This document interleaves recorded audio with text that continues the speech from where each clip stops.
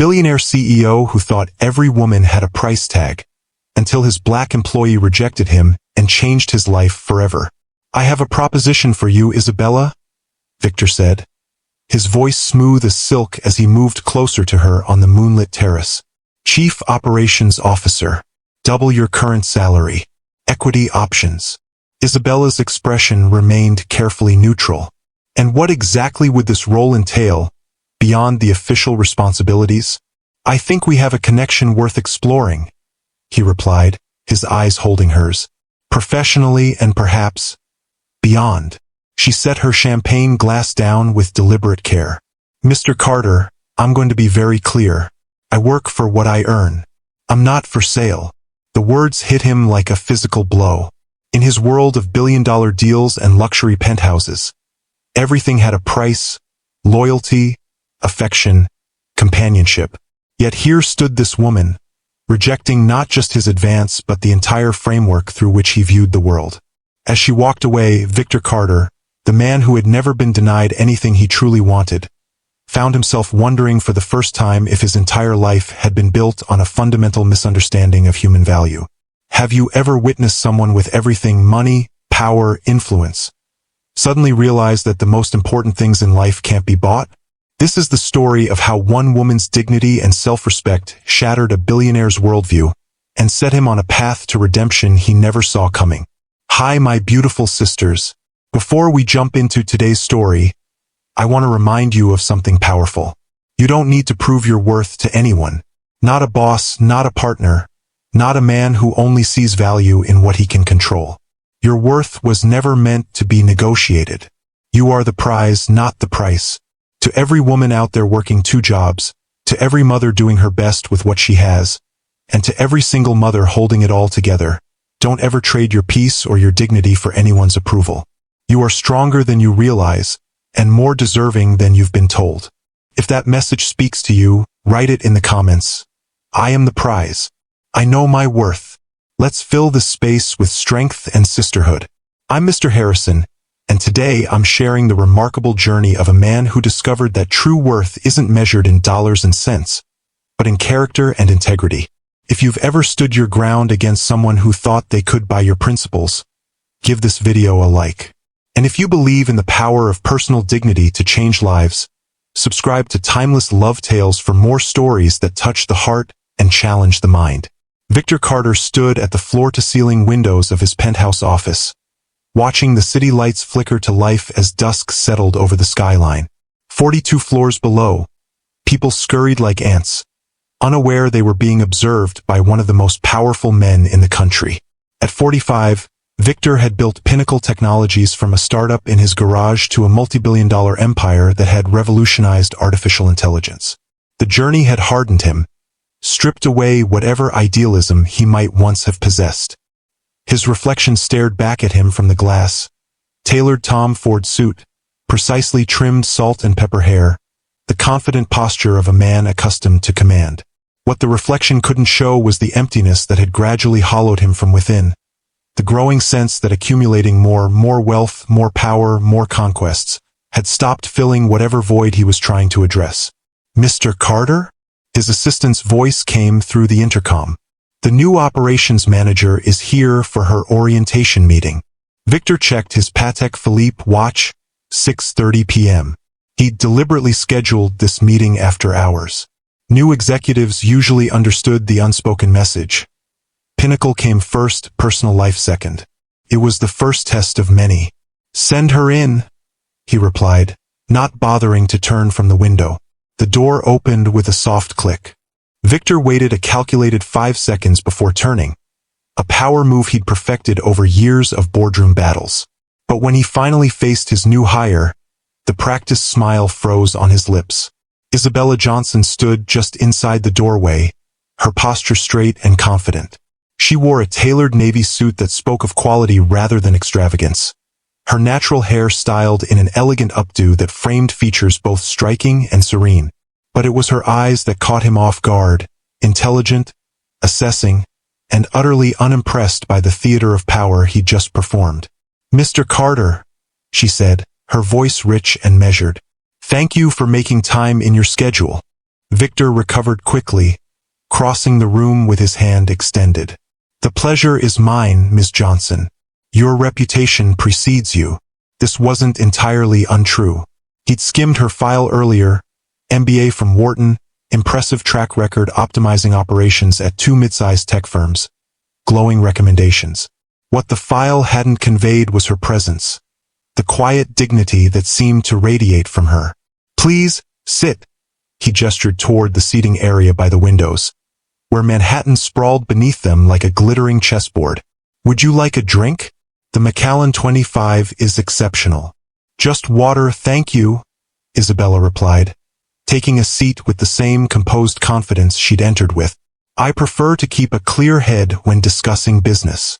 Something about her refusal, polite but firm, intrigued him. Most people eagerly accepted whatever he offered, whether it was alcohol, opportunities, or flattery. They wanted to be in his good graces, to feel special by proximity to his wealth and power. Isabella Johnson seemed immune to this particular gravity. The meeting proceeded professionally enough. Victor outlined his expectations for the operations department, the challenges Pinnacle faced with scaling their newest AI platform, and the aggressive timeline he envisioned. Isabella asked incisive questions that revealed she'd done extensive research on the company's structure and products. She took minimal notes, maintaining eye contact in a way that suggested she was cataloging not just his words but his character. "Your resume is impressive," Victor said as the formal portion of their meeting concluded. "But I'm curious, why Pinnacle? You could have gone to any number of established tech giants with less demanding cultures." Isabella considered him for a moment before answering. "Because Pinnacle is doing the most innovative work in ethical AI applications. And because I believe your operations infrastructure needs significant improvement to match your technological vision." Victor raised an eyebrow. Most new hires didn't point out company weaknesses in their first meeting with the CEO. "That's refreshingly direct. I was hired to solve problems, Mr. Carter, not to pretend they don't exist." Her smile was professional but carried a warmth that didn't quite reach her eyes. "If you wanted someone to simply agree with everything, you hired the wrong person." A laugh escaped him, genuine, not the calculated chuckle he typically deployed in business settings. "I'm beginning to think I made exactly the right choice, Miss Johnson." As she gathered her things to leave, Victor found himself reluctant to end the meeting. "Perhaps we could continue this discussion over dinner? There's an excellent restaurant just downstairs." Isabella paused, her expression shifting subtly. "Thank you for the offer, but I need to relieve my babysitter. Another time, perhaps, with the rest of the executive team." The gentle but unmistakable boundary surprised him. Women didn't say no to Victor Carter, not to dinner, not to anything. His wealth, power, and carefully cultivated charm had always ensured that. Yet Isabella had declined without apology or elaborate excuse, simply stating her priority lay elsewhere. "Of course," he recovered smoothly. "Family commitments are important." "They are the most important," she corrected him quietly, extending her hand. "Thank you for the meeting, Mr. Carter. I look forward to getting started tomorrow." After she left, Victor remained standing in his office, the encounter replaying in his mind. There had been something refreshing about her directness, her apparent immunity to the aura of wealth and power that typically smoothed his path through life. For the first time in longer than he could remember, Victor Carter felt genuinely curious about another person. If you've ever met someone who wasn't impressed by status or wealth, someone who valued substance over style, hit that like button. These rare individuals often change our perspective in ways we never expect. Victor Carter hadn't always been the cold, calculating businessman he'd become. 20 years earlier, he'd been a brilliant but idealistic computer science graduate with a revolutionary idea for making artificial intelligence more intuitive and accessible. He'd worked 18-hour days in a rented garage, surviving on ramen noodles and coffee, driven by the belief that his technology could change the world. His first investor meeting had been a disaster. 5 straight rejections from venture capitalists who couldn't grasp his vision. The 6th, however, had offered him $500,000 for a 40% stake in his fledgling company. Desperate and running out of options, Victor had accepted, not realizing he was making the first of many compromises that would gradually erode his idealism. As Pinnacle Technologies grew, so did the pressure to prioritize profit over purpose. The investors wanted returns, the board demanded growth, and Victor found himself increasingly making decisions based on financial metrics rather than the values that had once driven him. Each compromise made the next one easier, until eventually, the idealistic innovator was replaced by a ruthless CEO who saw the world as a series of transactions. Women had become another commodity in Victor's life. Beautiful, interchangeable companions attracted to his wealth and power. He dated models, actresses, and socialites, showering them with expensive gifts and exotic vacations, but never allowing them close enough to see the emptiness behind his carefully constructed facade. These relationships followed a predictable pattern. Initial fascination, lavish courtship, gradual disillusionment, and eventual replacement. Victor had convinced himself this was simply the natural order of things. Everything and everyone had a price, and once paid, diminishing returns inevitably followed. Over the following weeks, Isabella Johnson proved herself exceptional at her job. She identified inefficiencies in Pinnacle's operations that had been draining millions annually, restructured the supply chain to reduce delays, and implemented a new project management system that increased productivity across departments. The executive team, initially skeptical of an outsider making such sweeping changes, quickly became her advocates. The Johnson method is working. Victor overheard his CTO telling another executive in the hallway. We're seeing a 22% increase in development efficiency since she reorganized the workflow. And have you noticed how people actually seem happier? The other executive replied. My team used to dread the weekly status meetings. Now they're coming prepared with ideas and solutions. Victor found himself creating reasons to interact with her. Operations reviews that could have been handled by lower-level executives. Meetings where her presence wasn't strictly necessary. Casual visits to her department under the guise of checking on various projects. Each encounter left him more intrigued. Isabella was unfailingly professional, brilliant in her assessments, and somehow always just beyond reach. Unlike others in the company, she never laughed too hard at his jokes, never agreed simply to please him, never lingered after meetings seeking his approval. She treated him not as Victor Carter, Billionaire CEO, but simply as her employer, deserving of respect but not adulation. It was maddening and magnetic. During one particularly heated executive meeting, Isabella calmly dismantled a proposal that would have outsourced a significant portion of their customer service department.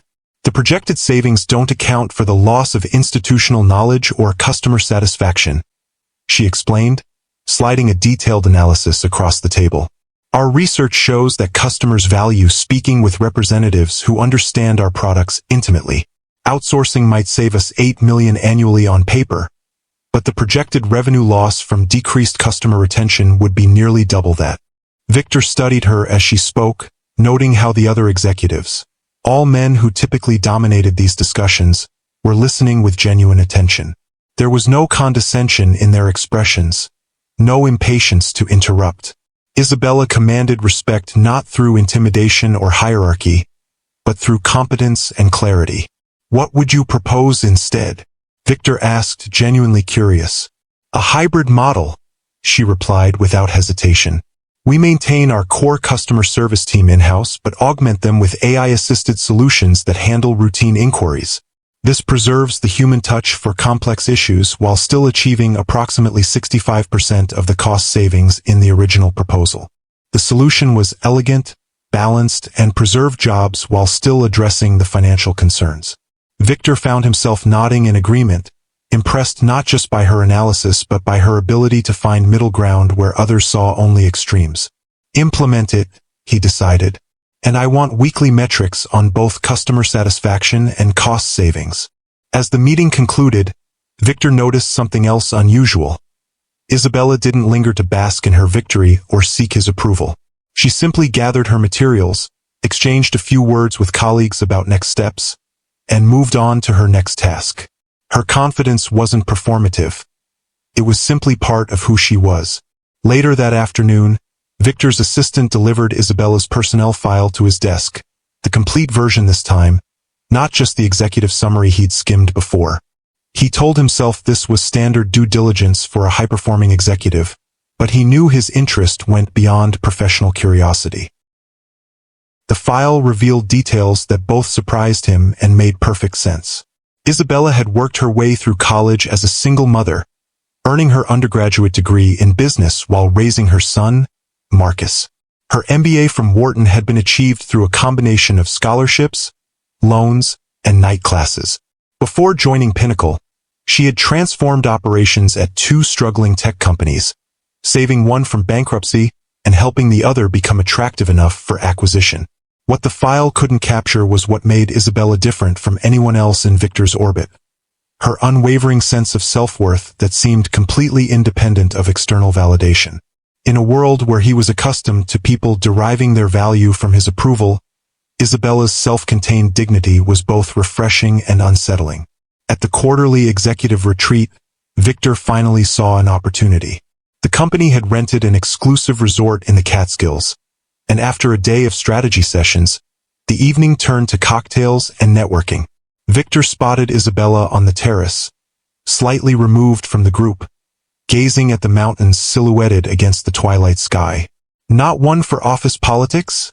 he asked, joining her with 2 glasses of champagne. She accepted the glass with a small nod of thanks. "I find it more valuable to observe than to perform." "And what have you observed about Pinnacle so far?" He leaned against the railing, closer than strictly professional but not inappropriately so. "That it's a company of brilliant individuals who sometimes forget the power of true collaboration," she answered thoughtfully. "And that its leadership values results over process, sometimes to its detriment." "You mean me?" Victor said, amused rather than offended. "You set the tone, Mr. Carter." Her gaze was direct, unfiltered by the deference he was accustomed to. "The company reflects your priorities. And what do you think those priorities are?" Isabella took a sip of champagne before answering. "Growth, innovation, excellence. All admirable." She paused. "But sometimes at the expense of sustainability and human connection." The assessment was uncomfortably accurate. Victor found himself wanting to defend his approach but also curious about her perspective. "And what would you prioritize differently?" "I wouldn't presume to tell you how to run your company," she said with a slight smile. "But in my experience, organizations that value people as much as profits tend to achieve both more sustainably."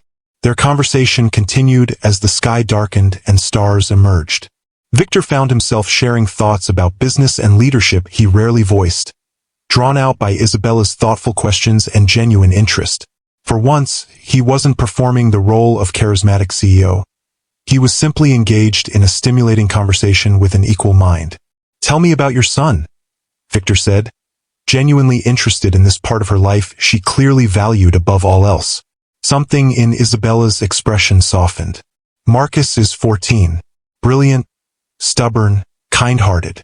Currently obsessed with robotics and convinced he's going to build the world's first truly sentient AI." She laughed softly. "He reminds me every day why the work we do matters. Not just for profit margins, but for the future we're creating. You've done an impressive job, raising him while building your career." "It hasn't been easy," she acknowledged, "but the challenges have clarified what matters. When you have someone depending on you completely, you learn quickly to distinguish between what's truly important and what's merely urgent." As the evening wound down, Victor made his move. "I have a proposition for you, Isabella." He rarely used first names with employees, but the evening had created a sense of connection that made formality seem artificial. "I'm creating a new position, Chief Operations Officer. The role would report directly to me, with double your current salary and equity options." Isabella's expression remained neutral. "That's quite an opportunity. I think we work well together," Victor continued, moving slightly closer. "I value your perspective, your directness. We could accomplish great things with you in a more central role." Understanding dawned in her eyes, and something in her expression closed. "And what exactly would this role entail, beyond the official responsibilities?" The question hung between them, its implication clear. Victor had made similar offers before to women who caught his interest, promotions, opportunities, financial rewards that came with unspoken expectations. It had always worked. "I think we have a connection worth exploring," he said smoothly. "Professionally and perhaps beyond." Isabella set her champagne glass down carefully. "Mr. Carter, I'm going to be very clear. I'm interested in advancing at Pinnacle based solely on my merits and contributions. If you're offering me a promotion because you value my work, I'm honored to be considered. If you're offering it with other expectations, I must decline." Victor felt a flash of irritation, quickly masked. "You misunderstand me." "I don't think I do," she interrupted gently but firmly. "I work for what I earn, Mr. Carter. I'm not for sale." The words landed like a physical blow. In his world, everything had a price: loyalty, affection, companionship. He'd never considered it transactional so much as realistic. Yet Isabella stood before him, rejecting not just his advance but the entire framework through which he viewed relationships. "I should return to my room," she said into the silence. "My son will be calling for our nightly check-in. Thank you for the conversation and the champagne." As she walked away, Victor remained motionless, experiencing an unfamiliar sensation. It wasn't just rejection. He'd faced that in business deals often enough. It was the uncomfortable recognition that for the first time in years, someone had seen through him completely and found him wanting. And strangest of all, instead of dismissing her judgment, he found himself wondering if she might be right. If you've ever had a moment when someone's words cut through all your defenses and made you question everything you thought you knew about yourself, hit that like button. These moments of truth can be painful, but they're often the beginning of profound change. Stay with me as we discover how Isabella's rejection became the catalyst for Victor's transformation. The next morning, Victor avoided the group breakfast, choosing instead to have coffee alone on his private balcony. Isabella's words had kept him awake most of the night, triggering an uncomfortable self-examination he hadn't experienced in years. His initial anger at her rejection had given way to something more complex, a nagging sense that she had seen something fundamental about him that he had been avoiding acknowledging. "I work for what I earn, Mr. Carter. I'm not for sale." The simplicity and dignity of her statement haunted him. Had he really become the kind of man who assumed everyone and everything could be bought? When had he crossed that line? The retreat concluded with a final strategy session where Isabella presented her department's quarterly goals. She was professional and focused, giving no indication that anything unusual had transpired between them the previous evening. Victor found himself watching her with new eyes, noting how she credited her team members by name for various initiatives, how she addressed questions directly without defensiveness, how she seemed genuinely invested in the company's mission beyond just financial metrics. On the helicopter ride back to Manhattan, Victor sat alone, staring at the landscape below. For the first time in years, he felt unsettled in a way that couldn't be resolved with money or power. Isabella Johnson had held up a mirror to him, and he wasn't sure he liked what he saw reflected there. Back at Pinnacle headquarters, Victor threw himself into work, trying to push the uncomfortable feelings aside. He maintained a professional distance from Isabella in the weeks that followed, their interactions limited to necessary meetings and email exchanges. If she noticed the change in his behavior, she gave no indication, continuing to excel in her role with the same quiet competence that had first caught his attention. But something had shifted inside him. Victor found himself noticing things he'd previously overlooked. The exhaustion in his executive assistant's eyes after he demanded she work through another weekend. The nervous deference of junior employees who clearly feared his criticism. The transactional nature of nearly every relationship in his life. One evening, working late, he overheard a conversation from the break room near his office. "How's Marcus doing with the science project?" a woman's voice asked. Diane from accounting, he thought. "Getting there," Isabella replied. "The regional competition is next weekend, and he's determined to qualify for nationals this year. You'll be there, right? Even with the Singapore client meeting." "Absolutely. I've arranged to take the red-eye Friday night after the client dinner. I'll be tired, but I wouldn't miss it. Some things aren't negotiable." Victor paused outside the door, struck by the conviction in her voice. In his world, everything was negotiable for the right price. Yet here was Isabella, willing to endure significant personal discomfort to keep a promise to her son. It wasn't grand or showy, just a quiet commitment to what she valued most. The following week, Victor found himself reviewing employee satisfaction surveys, something he normally delegated to HR. The results were sobering. While Pinnacle offered competitive compensation and prestigious career opportunities, the company scored poorly on work-life balance, management approachability, and sense of purpose beyond profit. The comments painted a picture of a talented workforce that felt more like machinery than a community of innovators. Most troubling were the retention statistics. Pinnacle had a turnover rate nearly double the industry average, with exit interviews citing toxic culture and lack of human connection as primary reasons for departure. The company was hemorrhaging talent and institutional knowledge, all while Victor had been focused solely on quarterly earnings and market capitalization. "Mr. Carter?" His assistant's voice interrupted his thoughts. "There's something you should know. Isabella Johnson's son has been in an accident. She's left for the hospital." Victor looked up sharply. "What happened? Is it serious?"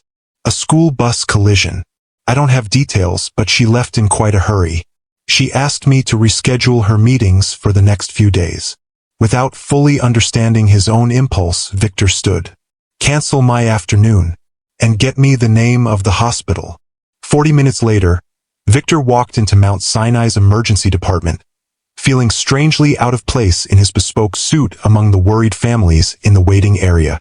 He spotted Isabella immediately, sitting alone, her usual composure replaced by the unmistakable tension of a parent fearing for their child. "Ms. Johnson," he said quietly, approaching her. She looked up, surprise momentarily displacing worry. "Mr. Carter, what are you doing here?" It was a fair question, one he wasn't entirely sure he could answer. "I heard about your son. I wanted to see if there was anything you needed." "That's unexpected." She gestured to the chair beside her. "The doctors are with him now. The initial scans look promising. No internal bleeding, but he has a broken leg and possible concussion." Victor sat, noticing the tremor in her hands that belied her calm recitation of facts. "Have you eaten anything? Can I get you coffee?" A small, tired smile touched her lips. "I'm fine, but thank you." They sat in silence for a moment before Isabella spoke again. Marcus was on his way to a robotics competition. The team had been working for months on their project. "He'll have other competitions," Victor offered. "It's not about the competition." She shook her head slightly. "It's about the work they put in, the collaboration, the problem-solving. He loves that part even more than winning." Victor considered this. "He sounds like his mother." This earned a genuine smile. "In some ways. In others, he's entirely his own person. Stubborn, idealistic, convinced he can change the world." Her expression grew thoughtful. "I hope he never loses that." "Ms. Johnson." A doctor appeared in the doorway. "You can see your son now." Isabella stood quickly. "Thank you for coming, Mr. Carter. It was kind." "Of course." He rose as well. "If there's anything you need, time off, specialists, anything, please don't hesitate to ask." She nodded and followed the doctor, leaving Victor standing alone in the waiting room. He felt strangely out of his element, yet also more authentic than he had in years. He hadn't come with an agenda or expecting anything in return. For once, he had simply responded to another person's difficulty with basic human concern. On his way out, Victor stopped at the billing department. "I'd like to take care of all expenses for Marcus Johnson," he told the administrator, sliding his platinum card across the counter. "And I'd prefer this to remain anonymous." "That's very generous, sir," the woman replied. "But may I ask why you don't want the family to know?" Victor considered the question. "Because some things shouldn't be transactions," he finally said. "They should just be human." As he walked to his waiting car, Victor felt a strange lightness. For the first time in longer than he could remember, he had acted without calculating the return on investment, without considering what he might gain. And somehow it felt more satisfying than any deal he'd ever closed. If you believe that true character is revealed in how we treat others when there's nothing to gain, hit that like button. And if you've ever experienced an unexpected act of kindness that changed your perspective, share your story in the comments below. Over the next few weeks, Victor found himself making subtle but significant changes. He started with small things, learning the names of the maintenance staff who cleaned the offices after hours, asking his executive assistant about her family, actually listening to the answers. He began ending meetings at 5:30 p.m. rather than letting them run into the evening, noticing with surprise how this simple adjustment improved both morale and productivity. In executive sessions, he found himself asking different questions. Instead of focusing solely on how much and how fast, he began asking how sustainable and what impact. He thought more about Isabella's observation that organizations valuing people as much as profits tended to achieve both more sustainably. When the quarterly board meeting approached, Victor prepared a presentation that departed significantly from his usual focus on market dominance and shareholder returns. Instead, he outlined a vision for Pinnacle that balanced profitability with purpose, that measured success not just in financial metrics but in employee retention, innovation, and positive social impact. The data is clear, he told the initially skeptical board members. Companies with engaged workforces and strong ethical foundations outperform their competitors over the long term. We've been burning through talent and goodwill in pursuit of short-term gains, and it's not sustainable. This is quite a shift in philosophy, Victor, remarked Jonathan Winters, the longest-serving board member. What prompted this new direction? Victor paused, considering how much to reveal. Let's just say I've been reminded recently that the most valuable assets in this company aren't our patents or our market share. They're our people and the culture we create. To his surprise, the board approved his proposed changes with minimal resistance. Several members even expressed relief that someone had finally addressed the company's troubling turnover rates and declining innovation metrics. As the meeting concluded, Winters pulled Victor aside. "I've known you since you were pitching your startup from that garage," he said quietly. "This is the first time in years I've seen a glimpse of that original Victor Carter, the one who wanted to change the world, not just conquer it." Victor nodded, feeling a strange mix of embarrassment and pride. "I lost sight of some things along the way. I'm trying to correct course." "Well, whatever or whoever inspired this change, I'm glad for it," Winters said with a knowing look. "The company needs the visionary as much as it needs the executioner." As the weeks passed, Isabella returned to work, thanking Victor formally for his understanding during her son's recovery, but giving no indication she knew about his anonymous payment of the medical bills. Marcus was healing well, already talking about the next robotics competition and working on designs from his hospital bed, then later from home while his leg mended. Victor found himself genuinely curious about the boy's progress, not as a way to get closer to Isabella, but because he remembered his own teenage passion for technology. The pure excitement of creation before business concerns had complicated everything. On impulse, he arranged for Pinnacle's head of robotics research to send Marcus some advanced components and development tools, again anonymously. The changes at Pinnacle began to take root. Victor implemented a more flexible work policy, allowing employees to work remotely 2 days a week. He established a mentorship program pairing senior executives with promising junior staff. Most significantly, he launched a review of compensation structures across the company, addressing inequities that had long been ignored. During this process, he discovered something troubling, a pattern of women and minorities being paid less than their white male counterparts with similar qualifications and responsibilities. Isabella's department was the notable exception, where she had already implemented equitable compensation practices. "I want this fixed immediately," Victor told his CFO, "and I want a complete overhaul of our hiring and promotion practices to ensure this doesn't continue. It's going to impact the bottom line this quarter," the CFO warned. "I'm aware," Victor replied, "but it's the right thing to do and ultimately it's good business. We can't claim to be innovators while perpetuating outdated inequities." 3 months after the night on the terrace, Victor found himself alone in the elevator with Isabella for the first time since their uncomfortable exchange. The silence between them felt weighted with unspoken thoughts. "I hear Marcus is back at school," Victor said finally. Fully recovered? Isabella looked surprised at the personal inquiry. Yes, thank you. He's already preparing for the State Robotics Championship next month. That's good to hear. Victor hesitated, then continued. I've been meaning to speak with you about something. The changes you implemented in operations, the collaborative workflow model, the emphasis on work-life balance. I'd like to expand those principles company-wide. Isabella studied him, her expression thoughtful. That's a significant shift for Pinnacle. Yes, it is. The elevator reached the lobby, but neither moved to exit.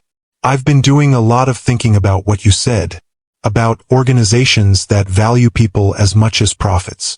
I've noticed the changes, she acknowledged. The equity adjustments, the flexible work policy. People are talking about it. In a good way, I hope? Mostly surprise, she said with a small smile, followed by cautious optimism. The doors began to close, and Victor quickly pressed the hold button. Would you be willing to head a task force on organizational culture? Your perspective would be invaluable. Isabella considered him for a long moment, as if trying to discern his true motivation. Is this a professional request, Mr. Carter? Entirely, he assured her. No hidden agendas. I respect your insight and your integrity. The company would benefit from both. Something in his sincerity must have convinced her. In that case, I'd be happy to contribute. Thank you. He released the door button. And Isabella? I owe you an apology for my behavior at the retreat. It was inappropriate and disrespectful. She nodded, accepting his words without elaboration.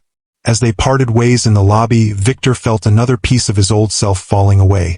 The man who had viewed apologies as weakness, who had never acknowledged being wrong. The task force became the catalyst for deeper organizational change.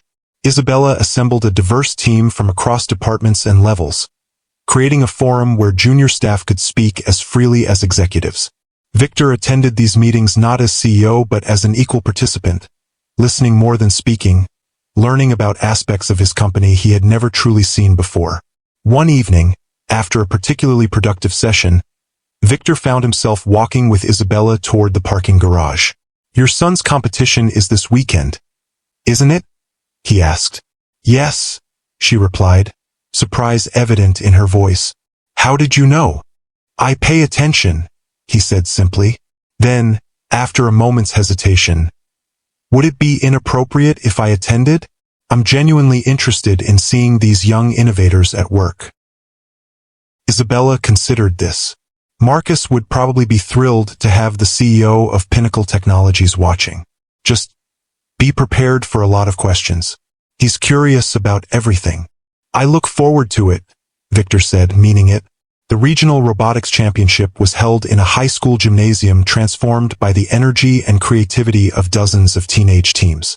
Victor felt strangely nervous as he entered, dressed in casual clothes rather than his usual business attire. He spotted Isabella in the stands and made his way toward her. Mr. Carter? She greeted him, looking both surprised and pleased that he had actually come. This is quite different from your usual Saturday, I imagine. A welcome change, he replied, taking the seat she offered. Where's Marcus's team? Station 14 in the blue shirts. Marcus is the one gesturing dramatically while explaining something to the judges. Victor followed her gaze to a lanky teenager with his mother's confident posture and expressive hands, clearly passionate about whatever he was describing to the attentive judges. He has your presence, Victor observed, and his father's technical mind, Isabella added, a hint of old pain in her voice, though thankfully not his priorities. Victor wanted to ask more but sensed this wasn't the time. Instead, he watched the competition unfold, genuinely impressed by the ingenuity and problem-solving skills displayed by the young competitors. Marcus's team performed exceptionally well, their robot completing complex tasks with precision that would have impressed Pinnacle's engineering department. When they were announced as regional champions, qualifying for the state finals, Victor found himself cheering as enthusiastically as any parent. The pure joy on Marcus's face as he celebrated with his teammates reminded Victor of his own early successes, before money and power had complicated everything.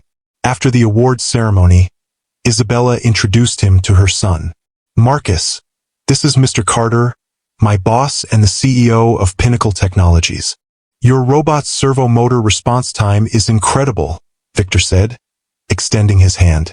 How did you manage to reduce the lag in the articulation sequence? Marcus's eyes widened, clearly not expecting such a specific technical question. We wrote custom firmware that prioritizes motion commands and implemented a predictive algorithm that anticipates the next likely movement, he explained eagerly. Do you want to see the code? For the next 20 minutes, Victor found himself deep in conversation with Marcus about robotics, AI, and the future of technology.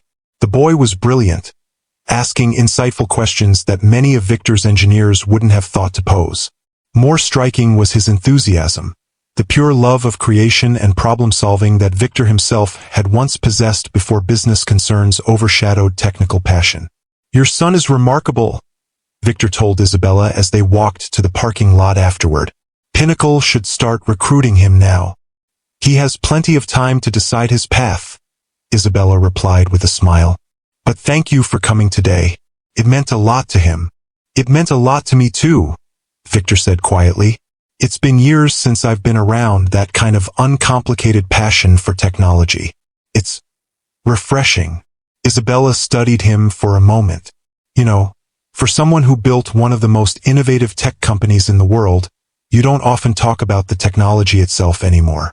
I've been distracted by spreadsheets and market share, Victor admitted. Sometimes I forget what drew me to this field in the first place. Perhaps you should visit the development labs more often, she suggested. Reconnect with the creative side of what we do.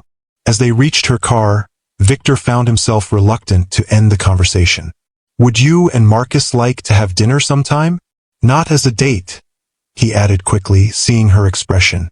Just as friends, I suppose, if that's not too presumptuous. Isabella considered him for a long moment. You've changed, Victor, she said finally, using his first name for the first time. I'm not entirely sure why or how much, but it's noticeable. I had a good teacher, he replied simply. She smiled at that. Dinner would be nice, as friends. If you've ever witnessed someone's genuine transformation, not just changing their behavior but reconsidering their fundamental values, share your thoughts in the comments. True change is rare and powerful, and it often begins with a single moment of truth that forces us to see ourselves clearly. 2 weeks later, Victor sat across from Isabella and Marcus at a casual Italian restaurant in Brooklyn, far from the exclusive Manhattan establishments where he typically dined.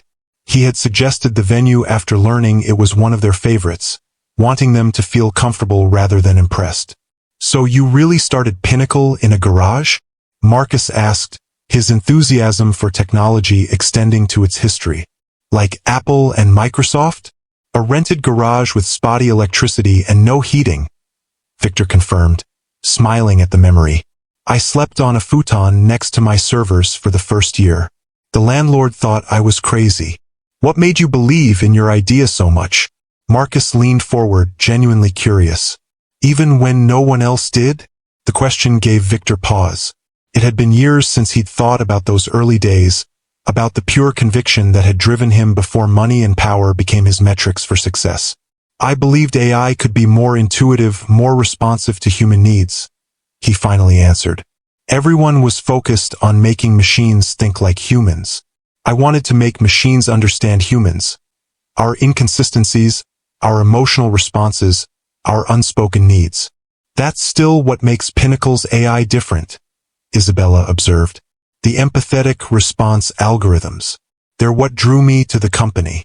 It was the original vision, Victor acknowledged. Sometimes I wonder how much of that vision we've maintained as we've grown. The conversation flowed easily throughout dinner, ranging from technology to books to Marcus's plans for college. Victor found himself genuinely enjoying their company, not as potential conquests or business assets, but as interesting people whose perspectives he valued. When Marcus excused himself to the restroom, Isabella regarded Victor thoughtfully. This is the most relaxed I've ever seen you, she observed. You're different outside the office. I'm trying to remember who I was before Pinnacle consumed my identity, he admitted. It's not always easy. Why now? She asked directly. What changed? Victor considered deflecting but found himself wanting to offer honesty instead. You challenged something fundamental about how I see the world. When you said you weren't for sale, it made me realize how transactional my life had become. How I'd started to measure everything and everyone in terms of their utility or price. Isabella's expression softened. That must have been uncomfortable to recognize. Extremely, he agreed with a rueful smile. But necessary. I've been thinking a lot about value lately, what things are truly worth versus what they cost. And what have you concluded? That I've been using the wrong metrics for success, both professionally and personally. Marcus returned, and the conversation shifted back to lighter topics. But something had changed between Victor and Isabella. A new understanding, a tentative bridge across their different worlds. As weeks passed, Victor continued implementing changes at Pinnacle. He restructured executive compensation to be less top-heavy, redirecting funds to improve benefits for all employees. He established a foundation focused on increasing diversity in tech, providing scholarships and mentorship for underrepresented groups. Most significantly, he refocused the company's mission on developing AI applications for education, healthcare, and environmental sustainability, returning to his original vision of technology that served human needs. These changes weren't without resistance. Several board members questioned the impact on short-term profits, and some executives accustomed to the old culture left for competitors. But to Victor's surprise, many more embraced the new direction with enthusiasm. Innovation increased, and employee retention improved dramatically. The task force Isabella led became a permanent advisory council, ensuring diverse perspectives informed company decisions. She continued to challenge Victor when necessary, but their relationship evolved into one of mutual respect and genuine friendship. They occasionally had dinner together, sometimes with Marcus, sometimes just the two of them, discussing everything from business strategy to philosophy to their personal journeys. During one such dinner, 6 months after their uncomfortable exchange on the terrace, Victor finally asked the question that had been on his mind. What happened with Marcus's father? If you don't mind my asking. Isabella was quiet for a moment, considering whether to share this part of her life. He was my professor in graduate school, she finally said. Brilliant, charismatic, married. I was young and impressed by his mind, his confidence. When I got pregnant, he made it clear that his career and family couldn't accommodate our mistake. He offered money for an abortion, then later for child support in exchange for my silence. I'm sorry, Victor said quietly, understanding how painful this must have been. Don't be. It taught me early what I value and what I don't. She met his eyes directly. I chose my son and my integrity over security or approval. It was the best decision I ever made, even though it meant working twice as hard for everything afterward. Victor nodded, seeing clearly how this experience had shaped her uncompromising sense of self-worth. Marcus is lucky to have you as his model. I hope so, she said softly.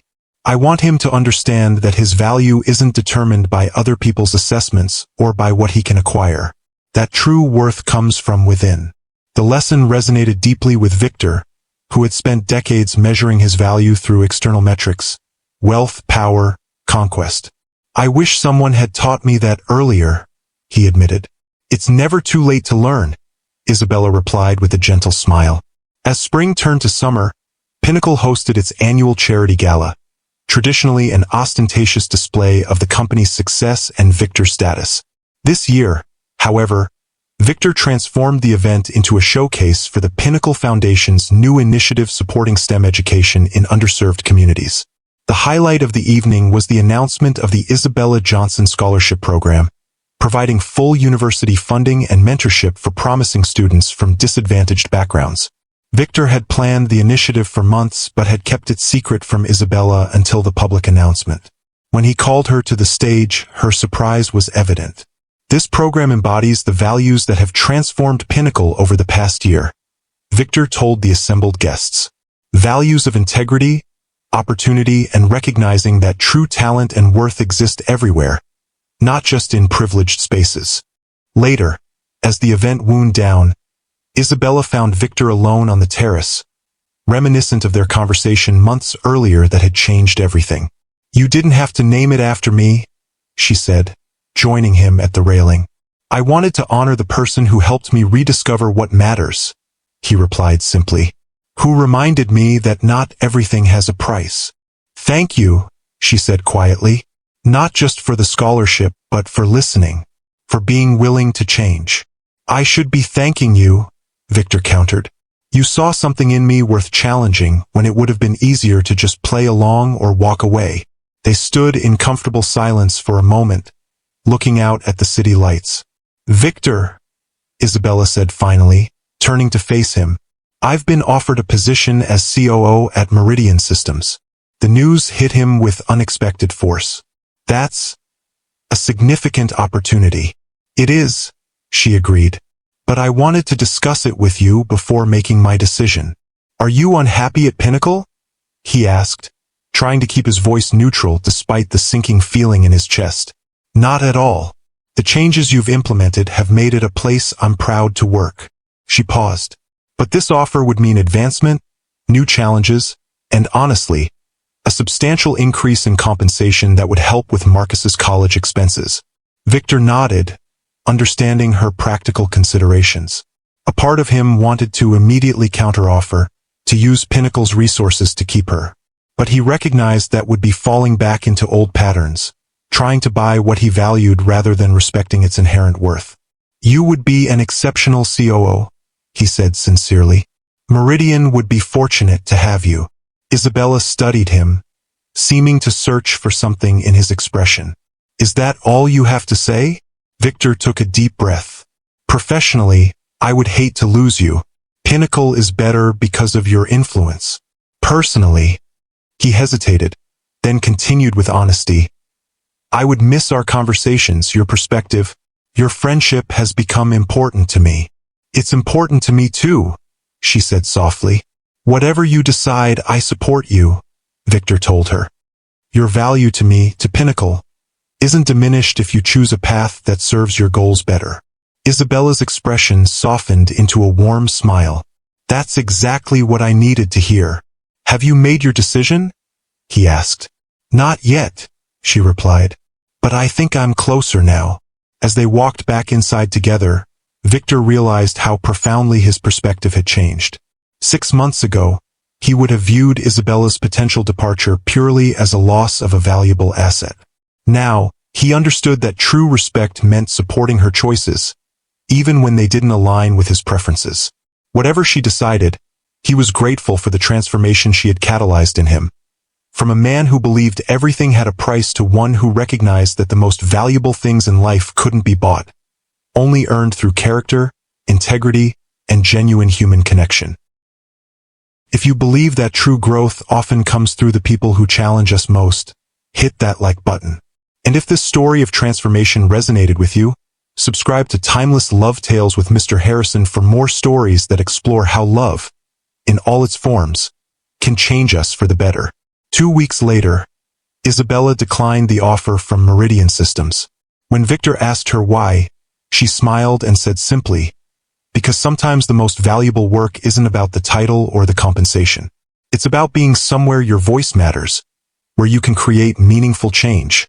Instead, Victor created a new position for her, Chief Impact Officer, with responsibilities for ensuring Pinnacle's technologies served human needs and values.